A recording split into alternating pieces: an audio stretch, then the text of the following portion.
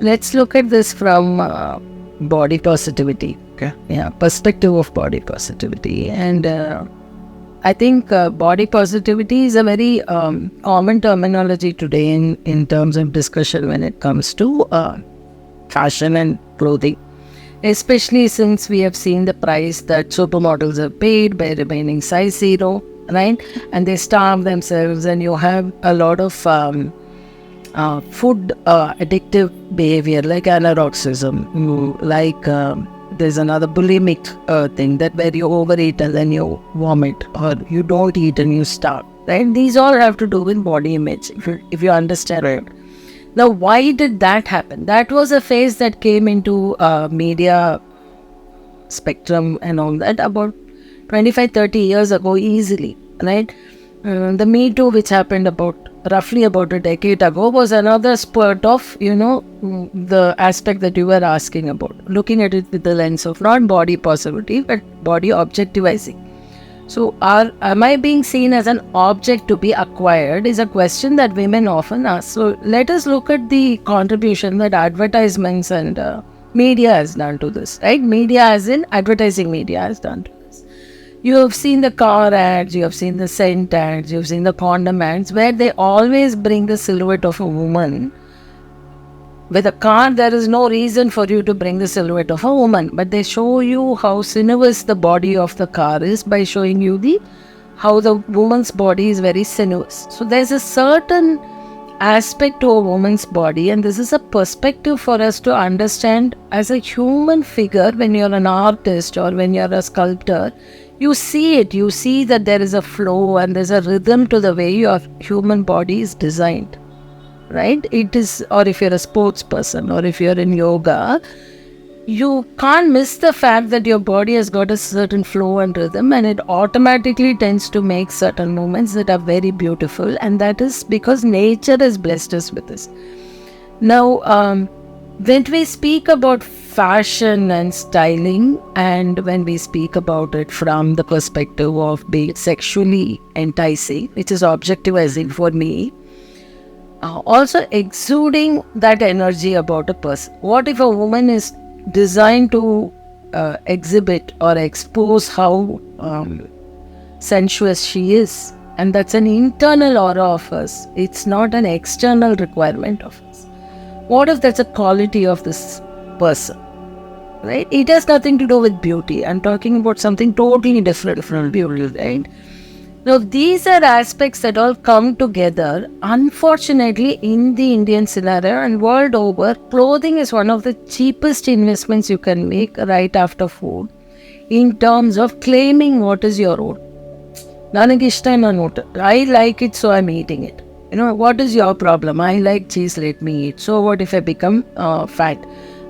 Or so what if it is not healthy for me, right? Now that comes under the spectrum of body positivity. We are not supposed to call out somebody on their body issues, their health issues, but to their detriment to their own well-being. This is not good for you is today not a protocol.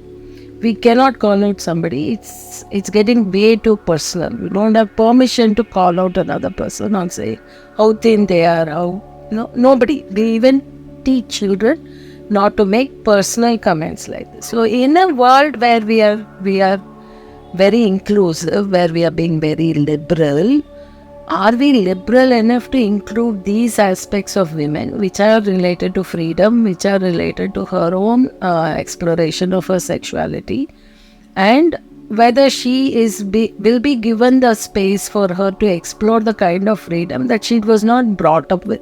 Okay. Till it settles down into a rhythm of its own. The kind of clothing that you would have seen, we would have seen in the Indian culture, our grandparents are wearing, or even our own mothers, fathers wearing, is something we don't. Even men folk, there were days when I have seen my father had only 4 sets of office wear, and office wear was also what he wore when he went out for a dinner with us. And if you close your eyes, you see your father in a pant and shirt, and if he was a sales or marketing person, tie and coat. However hot he might have been in the state where he was living, it was immaterial. It is like a uniform, right? Where we come from a mental understanding of clothing identifying a person with what they do. We have come to a place where the kind of clothing you wear has nothing to do with the kind of clothing that you wear. So you see a techie who sits at home in shorts without having shaved his beard, or having ill-kept facial hair, or even his own haircut, in a casual t-shirt and shorts, and he's somebody of reckon in the IT industry, and he's comfortable with it. Right? So there are two ends to the spectrum of what is permissive in society. Is shabby permissive? Is something that plays down your assets permissive? Or is something that accentuates your assets permissive? If as a society we are exploring a more permissive environment for our next generation to come, let's give them the space to hold them through making the mistakes and make it. Is it expensive? That's what the older generation is supposed to be there for, to make sure that those mistakes don't happen, that you wisen them up to the challenges. So coming back to the first example I gave, can this 18-year-old who looks like a kid carry herself when she wears clothing like the ones that she desired? I only advised her, maybe you should wait a year or two more. That's all I could say. I could not say anything more, and this interaction was happening in the absence of the mother, right? So there is a very, very big and very nuanced space that we work in, right, in terms of clothing and body awareness. While I say body positivity, I actually mean body awareness. How aware are you of your body, and how it comes across to other people, and how you perceive your own freedom as paramount, irrespective of how it comes across to other people.